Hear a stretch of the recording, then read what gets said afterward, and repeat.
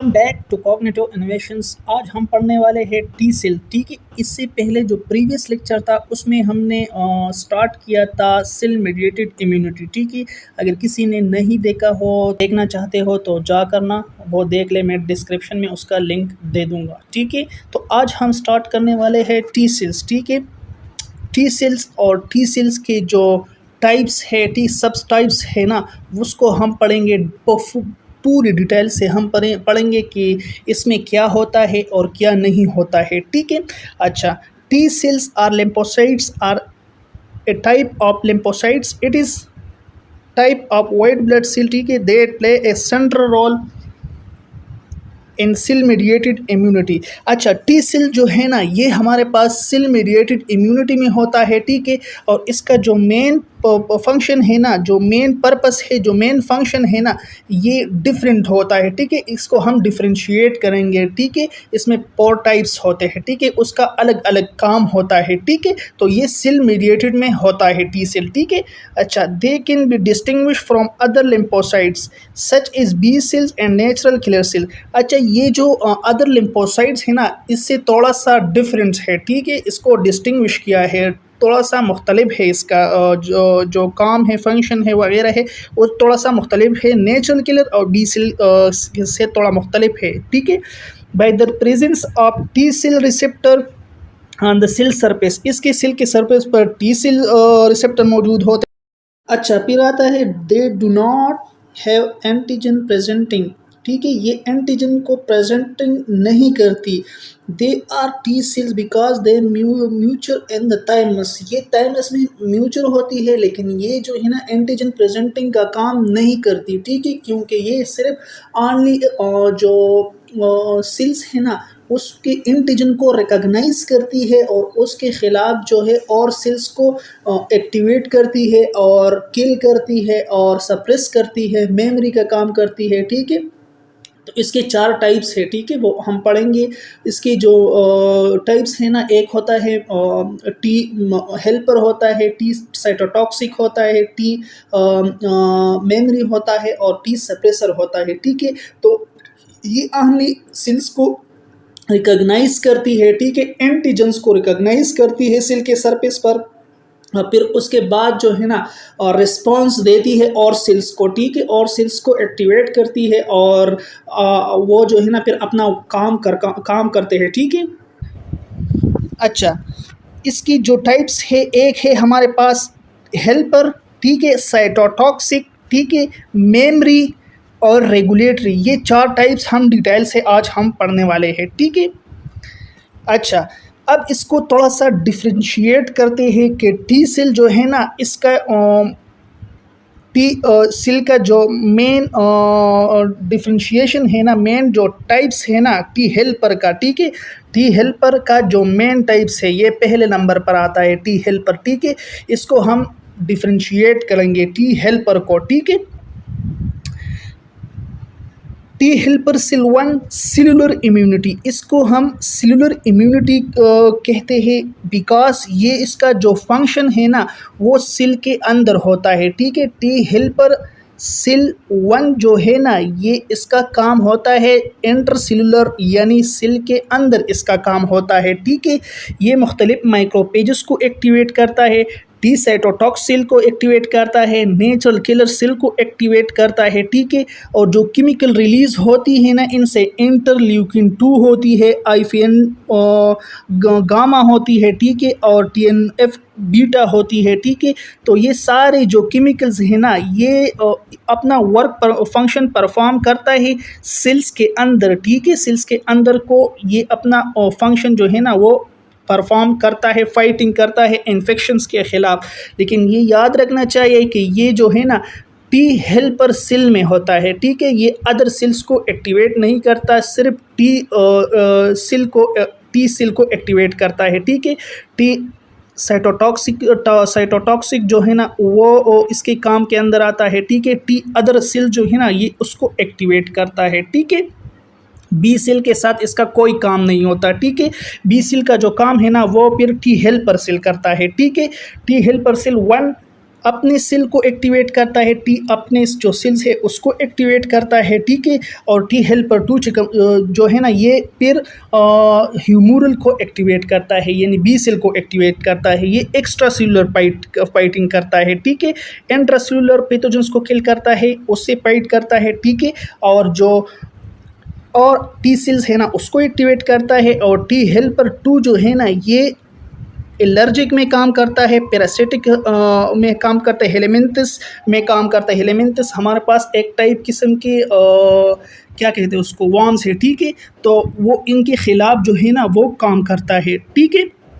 और इसका जो मेन काम है ना वो बी सेल को एक्टिवेट करता है। आगे हम आगे आएंगे, इसको हम पढ़ेंगे, ठीक है। अच्छा, टी हेल्पर 17 हमारे पास क्या करता है, ये इन्फ्लेमेशन में काम करता है, ऑटो इम्यूनिटी में भी काम करता है। लाजमी बात है, अगर कोई इन्फेक्शंस आ गया है या कोई जो पैथोजेंस है वो आ गया है और उसने जो है ना वो टिश्यू पर अटैक कर दिया है और वो टिश्यू जोड़ों में होते, तो ये वहाँ पर जाकर ना उस टिश्यू को ख़त्म करता है, ठीक है। ये एक्स्ट्रा सेलुलर काम करता है, वो टिश्यू को जाकर ना ख़त्म करता है, ठीक है। जब ख़त्म हो जाते हैं तो वहाँ पर जो रिमोटाइड आर्थराइटिस है, सोरियासिस है और मुख्तलिफ़ किस्म की जो ऑटो इम्यून डिजीज़ है ना वो अपीयर हो जाती है, ठीक है। तो इसका जो मेन काम है ना ये ऑटो इम्यूनिटी भी क्रिएट करता है, ठीक है। एक्स्ट्रा सेलुलर बैक्टीरिया, ये एक्स्ट्रा सेलुलर बैक्टीरिया पर अटैक करता है, ठीक है। अच्छा, टी रेगुलेटरी इम्यून सप्रेशन, अगर कोई भी इस तरह की बात मतलब आ गई ना कि जो ये टी सेल है ना इसने अपना वर्क ओवरलोड कर दिया है, यानी ज़्यादा कर दिया, तो इसका काम होता है कि स्टॉप करना, ठीक है। ये फिर स्टॉप करता है, क्या करता है, ये फिर उन्हीं जो सेल ओवरलोडिंग काम करता है ना, टी हेल्पर सेल की बात मैं कर रहा हूँ, ठीक है। अगर टी हेल्पर सेल में कोई 1 हो गया, 2 हो गया, 17 हो गया, ठीक है, ये अपना काम ओवरलोड करते हैं ना, तो इसका काम क्या होता है, इसका काम होता है इसको सप्रेस करना, ब्लॉक करना, ठीक है। इसका और सेल्स का, टी सेल्स का जो काम है ना उसको बंद करना कि भाई आपका काम हो गया, बस अब स्टॉप करो, ये ओवरलोड हो रहा है, ठीक है। तो ये था हमारे पास जो है ना टी हेल्पर सेल। अच्छा, यहाँ पर देख ले कि एंटीजन प्रेजेंटिंग सेल हो गया, ठीक है। और प्लस जो है ना इसके साथ एंटीजन मिलता है ना, तभी ये जो टी हेल्पर सेल है ये अपना काम करता है, ठीक है। अच्छा, T helper cells differentiation, T helper cell 1 आ गया, ठीक है। इसका काम क्या होता है, प्रोड्यूस साइटोकाइंस, साइटोकाइंस को प्रोड्यूस करता है, दैट प्रमोट सेल मीडिएटेड, और ये सेल मीडिएटेड को प्रमोट करता है, ठीक है। और T helper, T cytotoxic, T regulatory और जो एक और है, ठीक है, तो उसको जो है ना उसको एक्टिवेट करता है, ठीक है। तो इसका काम क्या है कि और सेल्स को जो है ना इसको रेगुलेट करता है और सेल मीडिएटेड इम्यूनिटी में ये काम करता है, ठीक है। अच्छा, important for fighting intracellular pathogens, और ये इंट्रासेलुलर पैथोजेंस को फाइट करता है, ठीक है। कोई इन्फेक्शंस, कोई पैथोजन आ गया ना तो उसने अटैक कर दिया और वो सेल के अंदर है, तो इसका काम क्या होता है, ये सेल के अंदर अपना काम करता है, फंक्शन करता है और सेल को एक्टिवेट करता है, ठीक है। मैक्रोपेजेस और टी सेल हो गए, नेचुरल किलर सेल हो गया, उसको एक्टिवेट करता है, मुख्तलिफ किस्म केमिकल को सिक्रीट करता है, ठीक है, और अपना फंक्शन परफॉर्म करता है सेल के अंदर, ठीक है। Like virus and bacteria, bacteria की तरह, वायरस की तरह, ठीक है। अच्छा, T helper two cells produce cytokines, ये भी साइटोकाइंस, कुछ साइटोकाइंस है, कुछ केमिकल्स है, उसको प्रोड्यूस करता है, दैट प्रमोट ह्यूमरल इम्यूनिटी। अच्छा, इसका काम क्या होता है, इसका काम होता है ह्यूमरल इम्यूनिटी। ये भी है ना कुछ केमिकल, इंटरल्यूकिन 4, 5, 6, 10, 13, ये जो केमिकल्स है ना इसको सिक्रीट करता है, ठीक है। और ये बी सेल को एक्टिवेट करता है, ह्यूमरल को, ईओसिनोफिल्स को एक्टिवेट करता है, मैस्ट सेल को एक्टिवेट करता है, ठीक है। तो ये कुछ तरह के सेल्स है ना ये एक्टिवेट करता है और टी हेल्पर टू सेल्स, ठीक है। अच्छा, important for fighting extra cellular pathogen, और ये एक्स्ट्रा सेलुलर काम करता है। लाजमी बात है, जब सेल के बाहर होगा ना तो अपना वर्क जो है ना वो बाहर करेगा, ठीक है। बाहर करेगा, ह्यूमरल को एक्टिवेट करेगा, बी सेल को एक्टिवेट करेगा कि एंटीबॉडीज़ बनाओ, और जो और एक्स्ट्रा सेलुलर फ्लूइड है ना वहाँ पर अपना काम करेगा, ठीक है। कोई पैथोजन आ गया है, कोई बैक्टीरिया आ गया है, कोई भी इन्फेक्शंस आ गया है ना तो उसके खिलाफ ये अपना फंक्शन करेगा, ठीक है। अच्छा, लाइक पैरासाइट हो गए, टॉक्सिन हो गया, ठीक है। अच्छा, T helper 17 produce cytokines that promote inflammations and are involved in autoimmune disease। अच्छा, ये जो है ना ये टी हेल्पर सेल इन्फ्लेमेशन को प्रमोट करती है। इन्फ्लेमेशन को इसलिए प्रमोट करती है कि वहाँ पर जो विसल्स की परमेबिलिटी है ना वो ज़्यादा हो जाए। जब विसल की परमेबिलिटी ज़्यादा हो जाती है, जो नीडेड सब्सटेंस है ना, ब्लड क्लॉटिंग फैक्टर्स हो गया, ठीक है, और जो और इम्यूनिटी के सेल्स है वो हो गए, ठीक है, और हिस्टामिन हो गया, ठीक है, तो सब जो है ना मिलकर आते हैं और वहाँ पर जो टिश्यू है ना, जिस जगह पर इन्फ्लेमेशन होती है वहाँ पर जो टिश्यू है ना उसको इफ़ेक्ट करते हैं, ठीक है। अगर इंजरी हुई है तो वहाँ पर रिपेयरिंग का काम होता है। ब्लड क्लॉटिंग फैक्टर अपना काम करता है, टी सेल, और ये टी सेल को एक्टिवेट करते हैं। वो इनगल्पमेंट और डाइजेस्टिंग करना शुरू करते हैं टिश्यू को और इन्फेक्शंस को, ठीक है। तो ये जो है ना इसीलिए इन्फ्लेमेशंस को प्रमोट करता है टी हेल्पर 17, ठीक है। अच्छा, ये ऑटो इम्यून डिजीज़ को भी एक्टिवेट करता है, इन्वॉल्व होते हैं, ठीक है। मैंने आपको समझा दिया ना कि ऑटो इम्यून डिजीज़ जो है ना लाजमी बात है, अगर कोई इन्फेक्शंस आ गया है और उसने जोड़ों पर अटैक कर दिया है, ठीक है, लाइक आर्थराइटिस इन्फ्लेमेशन हो गई है, ठीक है, तो वहाँ पर अटैक कर दिया है तो ये वहाँ पर जाकर ना इन्फ्लेमेशन को एक्टिवेट करेगा, जिसके ज़रिए से रिमोटाइड आर्थराइटिस, सोरियासिस और जो मुख्तलिफ़ किस्म की ऑटो इम्यून डिजीज़ है ना वो फिर क्रिएट हो जाती है, ठीक है। अच्छा, ये मिटाता हूँ, ठीक है। अच्छा, 4 नंबर पर आता है फॉलिकुलर हेल्पर टी सेल्स। अच्छा, follicular T helper T cell क्या करती है? Help activate B cells. ये थोड़ा सा जो काम है ना हेल्प करती है, वो करती है बी सेल को एक्टिवेशन में, ठीक है, और एंटीबॉडीज़ बनाने में थोड़ा सा काम करती है, ठीक है। अच्छा, टी हेल्पर 3 सेल्स क्या काम करता है? प्रोड्यूस साइटोकाइंस, ये भी साइटोकाइंस को प्रोड्यूस करता है, ठीक है, to promote tolerance and prevent autoimmune disease. अच्छा, अगर बात यहाँ पर आ गई है ना कि टी हेल्पर 17 ने ऑटो इम्यून डिजीज़ काज कर ली, इसने अपना वर्क जो है ना ओवरलोड कर दिया, ठीक है, ओवरलोड हो गए, तो ये क्या क्या काम करते हैं कि ये जो है ना उसको स्टॉप करते हैं, ठीक है, ऑटो इम्यून डिजीज़ को प्रिवेंट करते हैं, ठीक है। लाइक जो टी हेल्पर 17 है ना वो ऑटो इम्यून डिजीज़ काज करता है, तो ये उसको सप्रेस करता है कि भाई ना कर, ये जो है ना आप अपना ओवरलोड काम करते हो, ठीक है, वो वहाँ पर सप्रेस करता है। अगर वो ओवरलोडेड काम करता है तो ये जाकर ना उसको सप्रेस करता है, ठीक है। अच्छा, T regulatory sales regulate the immune response. अब ये जो टी रेगुलेटरी सिस्टम रिस्पॉन्स है ना ये सारे टी हेल्पर सेल को रेगुलेट करता है, ठीक है। रेगुलेटरी मतलब सप्रेस करता है, ये भी अपना काम जो है ना सप्रेशन में करता है। अगर कोई भी सेल्स जो है ना अपना वर्क परफॉर्म करने में बहुत ज़्यादा जो है ना वो काम करता है तो वो ये उसको सप्रेस करता है, टी हेल्पर सेल्स को भी सप्रेस करता है, ठीक है। प्रिवेंट एक्सेसिव इन्फ्लेमेशन, ये एक्सेसिव इन्फ्लेमेशन को भी प्रिवेंट करता है। लाजमी बात है जो सेल्स इन्फ्लेमेशन काज करती है ना तो ये उसको प्रिवेंट करने की कोशिश करता है, सप्रेस करता है, ठीक है। अच्छा, function of T cell helper T cell का फंक्शन क्या है? T helper cell assist other white blood cell and immunological process including maturation of B cells and to plasma cells and memory B cells। अच्छा, इसका काम क्या होता है कि जो भी सेल की सरफेस पर एंटीजन्स आता है उसको रिकग्नाइज करता है, ठीक है, फिर और अपने जो टी सेल्स है ना, टी साइटोटॉक्सिक हो गया, टी रेगुलेटरी हो गया, और टी जो टी और एक दूसरा वाला, ठीक है, उसको एक्टिवेट करता है, ठीक है। जब भी ये एक्टिवेट हो जाते हैं ना तो उनके बाद जो है ना बी सेल को भी एक्टिवेट करता है। बी सेल फिर एंटीबॉडीज़ बनाती है और फिर वो आती है और उसी एंटीजन्स को किल करने में मदद देती है, ठीक है। अच्छा, and activation of cytotoxic T cell, जिस तरह मैंने कहा ना कि साइटोटॉक्सिक हो गया, टी मेमोरी हो गया, साइटोटॉक्सिक हो गया और टी रेगुलेटरी हो गया, उसको एक्टिवेट करने का भी मदद देती है, ठीक है।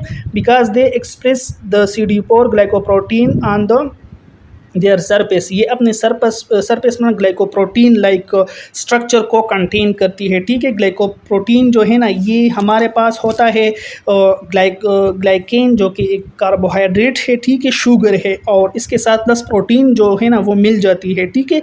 और ये तकरीबन 70% जो है ना इसमें कार्ब्स होती है और 30% प्रोटीन होती है। तो ये वहाँ पर स्ट्रक्चर जो है ना इसके सरफेस पर होता है, ठीक है, ग्लाइकोप्रोटीन लाइक, ठीक है।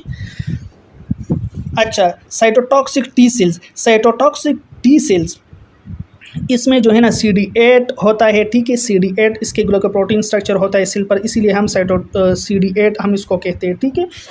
अच्छा, ये नेक्स्ट CD4। अच्छा, cells are activated in over lymph nodes. अच्छा, इसकी जो एक्टिवेशंस है ना वो क्या कहाँ पर होती है, वो लिम्फ नोड्स पर होती है, ठीक है। और डेंड्रियाटिक सेल मैक्सिमम जो है ना इसमें शामिल होता है, ठीक है। डेंड्रियाटिक सेल्स ये एक्टिवेट करने में काम करता है, ठीक है। अच्छा, once activated they are sent out the site of infections. अब जब भी ये एक्टिवेट हो जाता है ना तो जहाँ पर इन्फेक्शंस है ना वहाँ पर ये जाता है and they bind to the cells that express the MHC1 major histocompatibility. ये प्रीवियस लेक्चर में भी आपको मैंने समझाया था कि मेजर हिस्टोकम्पैटिबिलिटी जो है ना 1 क्या करती है कि ये साइटोटॉक्सिक का काम करती है, ठीक है। सेल में अगर सेल कोई इन्फेक्ट हो गया है, ठीक है, या डेथ हो गया है उसकी, ठीक है, या जो ट्यूमर आ गया, कैंसर आ गया है, तो ये साइटोटॉक्सिक उसी सेल को ख़त्म करने की कोशिश करती है, ठीक है, बिल्कुल ख़त्म करती है, ठीक है। अगर किसी भी सेल पर ये MHC1 है, ठीक है, और उसी के साथ ये बाइंड हो जाता है और वो इन्फेक्टेड हो गया है, ठीक है, तो वो उसी सेल्स को ख़त्म करने में मदद देती है, ठीक है, मतलब ख़त्म करती है, ठीक है। फिर MHC जो है ना 2 होता है, वो क्या करता है कि वो जो है ना वो और जो बी सेल्स है, ठीक है, और ह्यूमोरल ह्यूमोरल जो इम्यूनिटी है ना उसको एक्टिवेट करता है। CD4 जो है ना ये हिल पर होता है, ठीक है, और जो मेजर हिस्टोकम्पैटिबिलिटी ये सेल के सरफेस पर होता है, ठीक है, ये डिफरेंशिएट करता है, ठीक है, कि भाई ये जो है ना ये अपना सेल्स है और ये अपना सेल्स नहीं है। ये इम्यूनिटी को एक तरह की गाइडेंस देता है, ठीक है, कि इसको डिस्ट्रॉय करना है और ये जो है ना इसको डिस्ट्रॉय नहीं करना है, ठीक है, ये इन्फेक्टेड नहीं हुआ है, इन्फेक्टेड हुआ है, कुछ इस तरह की वो उसको गाइडेंस देता है, ठीक है। अगर CD4 जो है ना CD4 क्लास 2 पर होता है, मेजर हिस्टोकम्पैटिबिलिटी, ठीक है, वो 2 पर होता है, 2 होता है, और जो क्लास 1 है ना ये CD8 है, साइटोटॉक्सिक है, ठीक है, ये सेल को ख़त्म करता है, ठीक है। और जो CD4 है ना वो बी सेल्स को और सेल्स को एक्टिवेट करने में मदद देता है, ठीक है। तो यहाँ पर 1 का जिक्र किया है, ठीक है। Presenting the foreign antigens they will then release proferin punch holes on the infected cell। अच्छा, ये जो है ना ज़्यादातर परफोरिन्स जो है ना रिलीज़ करती है। परफोरिन्स क्या करती है कि ये टारगेट सेल में होल बनाती है। जब भी होल बनता है ना तो सेल जो है ना वो फिर डिस्ट्रॉय हो जाता है, ठीक है। तो ये होल बनाने में मदद देती है, ठीक है, होल्स करती है, formation of holes in targeted cell जो है ना यही करती है, ठीक है, perforins. And enzymes induce apoptosis. अच्छा, ये एपोप्टोसिस को इंड्यूस करती है, ठीक है। एपोप्टोसिस हमारे पास नेचुरल सेल्स डेथ होता है, ठीक है, जिस सेल्स की नेचुरल डेथ हो जाती है ना तो वो उसको हम एपोप्टोसिस कहते हैं, ठीक है। The infected cell are now destroy. फिर ये जो है ना एपोप्टोसिस हो जाती है या इन्फेक्टेड सेल्स जो है ना वो फिर डिस्ट्रॉय करता है, डिस्ट्रॉय हो जाती है, ठीक है, अगर इससे एक्सपोजर हो जाता है। अच्छा, function cytotoxic T cells destroy virally infected को ज़्यादातर इफेक्टिव होता है, ठीक है। एंड ट्यूमर सेल के लिए जिस तरह एपोप्टोसिस हो गया, ठीक है, and are also implicated and transplanted radiation, अगर कोई इस तरह बात आ गई ना कि कोई आर्गन जो है ना वो ट्रांसप्लांटेड किसी ने किया है, ठीक है, अगर किसी ने आर्गन को ट्रांसप्लांट किया है और अपनी बॉडी उसको रिजेक्ट करती है, ठीक है, तो ये भी साइटोटॉक्सिक जो है ना वहाँ पर भी काम करता है, ठीक है। अच्छा, these cell are also known as CD8, इसको हम CD8 भी कहते हैं, ठीक है, since they express the CD8 glycoprotein, और इसके सरफेस पर CD8 ग्लाइकोप्रोटीन लाइक स्ट्रक्चर होता है, ठीक है। अच्छा, मेमोरी टी सेल्स क्या करते हैं? मेमोरी टी सेल्स जो है ना ये subset of antigen specific T cells and persist long term after infection has resolve. अच्छा, अगर कोई भी जो है ना वो इन्फेक्शंस आ गया है, ठीक है, और उसने अपना जो काम है वो कर दिया है, ठीक है, टी सेल एक्टिवेट हो गए, बी सेल एक्टिवेट हो गया है, ठीक है, और फिर वो इन्फेक्शन डिस्ट्रॉय हो जाता है, ठीक है। डिस्ट्रॉय जब हो जाता है तो टी सेल्स जो है ना इसकी मेमोरी का काम भी करती है। अगर ऐसा ना हो कि फ्यूचर्स में यही बैक्टीरिया फिर आए और फिर इन्फेक्ट करे, ताकि हम इसके लिए जो फ्यूचर है ना उसके लिए अलर्ट करता, अपने आप को अलर्ट करता है कि ऐसा ना हो कि यही बैक्टीरिया, यही इन्फेक्शन जो है ना फिर दोबारा आए, ठीक है। तो ये मेमोरी का काम भी करती है, अपने पास उसका जो मेमोरी है ना वो रख लेती है, ठीक है। अच्छा, दे quickly expand large numbers of effector T cells upon the exposure to their cognitive antigens, thus providing the immune system which memory against past infection. Memory T cell compromise subsets central memory T cells, and यही बात आपको समझा रहा है, लेकिन यहाँ पर कहते हैं ना जो बातें मैंने आपको कही ना ऊपर यही कह रहा है, ठीक है, लेकिन यहाँ पर जो कहता है ना कि central memory T cells and effector memory T cell, ये सेंट्रल मेमोरी टी सेल्स जो है ना ये लिम्फोइड टिश्यू में होते हैं, लिम्फोइड टिश्यू में अपना काम करते हैं, ठीक है। और टी रेगुलेटरी जो सेल है ना ये फिर पेरिफेरल सिस्टम में होता है, पेरिफेरल जो वेसल्स है ना वहाँ पर होता है, ठीक है, और ये जो अपना काम है ना वो बहुत क्विकली करता है, ठीक है। तो इफेक्टर और जो सेंट्रल है ना इसमें थोड़ा सा डिफरेंस है। मेमोरी सेल्स में भी इधर CD4 और CD8, ये या तो CD4 हो सकते हैं या फिर CD8 भी हो सकते हैं। CD4 या तो हेल्पर से इसने जो है ना मेमोरी लिया होगा, या CD8 से जो डिस्ट्रॉयर है उससे भी कोई पार्ट्स लिया होगा, ठीक है। तो यह CD4 भी हो सकते हैं, CD8 भी हो सकते हैं, ठीक है। Memory T cell typically express the cell surface protein CD45। अच्छा, ये इस तरह प्रोटीन्स है ना, ये प्रोटीन्स है हमारे पास, ठीक है। ये क्या, ये जो सेल के सरफेस पर होती है, ठीक है, सेल के सरफेस पर ना ये मेमोरी का काम करती है, कुछ इस तरह प्रोटीन है, ठीक है।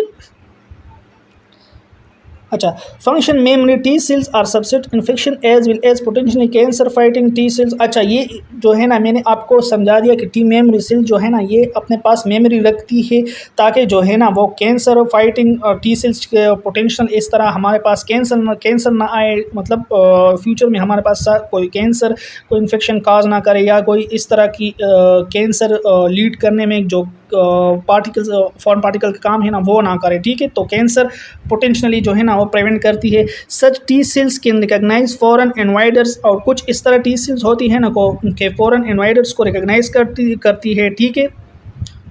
लाजमी बात है कि जो टी सेल्स है ना वो रिकग्निशन का काम करता है मेमोरी में, और अपनी मेमोरी में अपने पास रखता है, ठीक है। Such as bacteria, virus as well as cancer cell, और जो कैंसर सेल्स है, वायरस है, बैक्टीरिया सेल्स है ना वो अपने पास एज ए मेमोरी रखती है, ठीक है। Memory T cell can be reproduce to amount for faster and stronger immune response than fast time the immune system responded to the environment। अच्छा, यही पर हमें समझा रहा है ना कि यहाँ पर जो अगर सेकंड टाइम ये जो इम्यूनिटी है ये बिल्ड हो गई, टी सेल्स जो है ना ये बिल्ड हो गई, तो ये जो फर्स्ट टाइम है ना, अगर जो फर्स्ट टाइम से इसी बैक्टीरिया के अगेंस्ट जो बिल्ड हो गई थी, ये फर्स्ट टाइम से बहुत ज़्यादा स्ट्रॉन्गर होती है, फास्टर और स्ट्रॉन्गर होती है, ठीक है।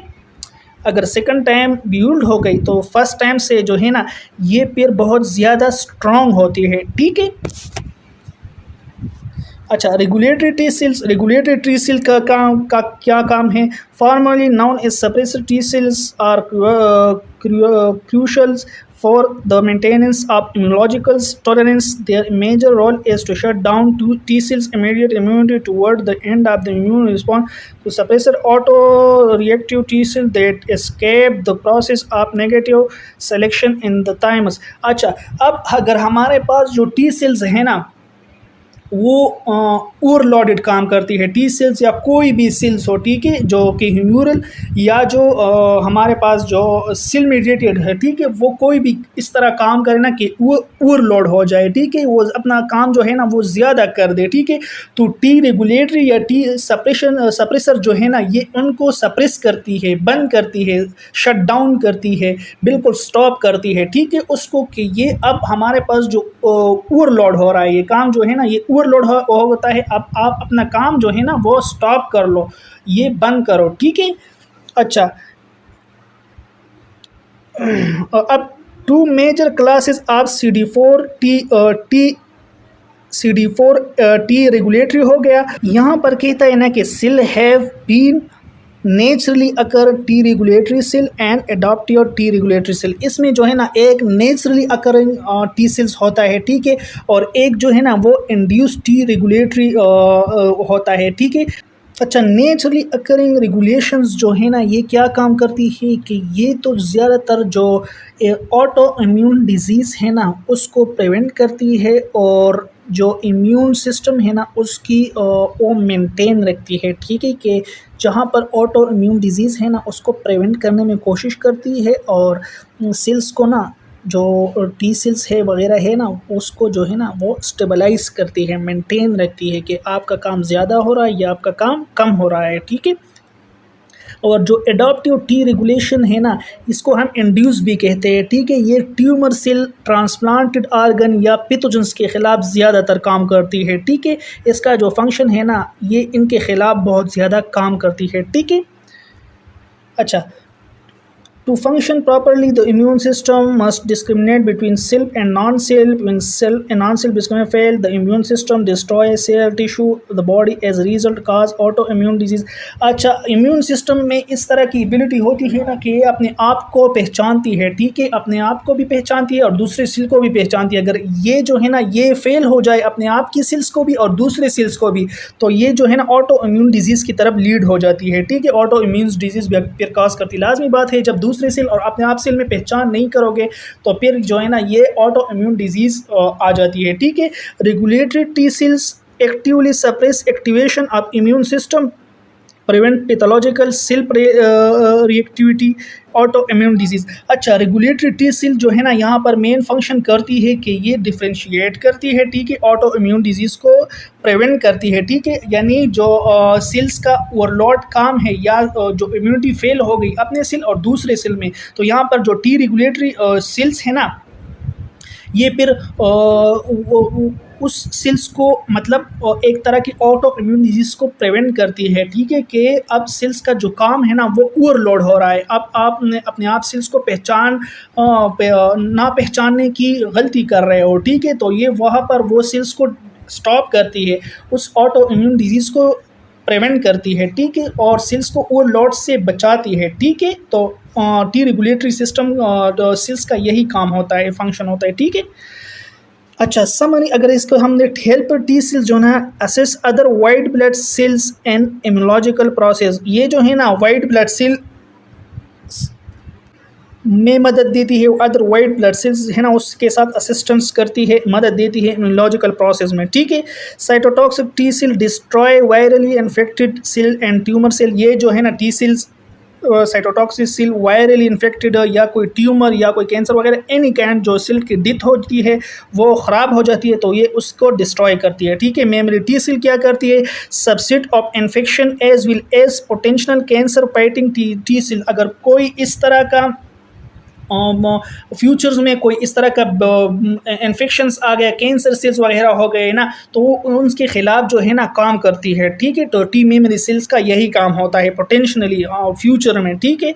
अच्छा, रेगुलेटरी टी सेल ये सारे सेल्स को ना भी मैंने बता दिया कि सारे सेल्स को ना सप्रेस करती है। Regulatory T cell actively suppress activation of the immune system and prevent pathological cell reactivity, ये जो है ना सेल रिएक्टिविटी अगर होती है ना वो इम्यूनिटी ओवर रिएक्टिव हो जाता है, यानी अपने सेल्स के खिलाफ, ठीक है। तो ये ऑटो इम्यून डिजीज़ को प्रिवेंट करने में मदद देती है, और जो सेल्स है ना उसको ओवरलोड जो काम है ना उसको प्रिवेंट करती है। तो टी रेगुलेटरी सेल जो है ना सप्रेशन का काम करती है। सेल्स को कहते हैं कि भाई आप जो है ना ओवरलोड काम करते हो और बस करो, अपना काम जो है ना इसको स्टॉप करो, ठीक है।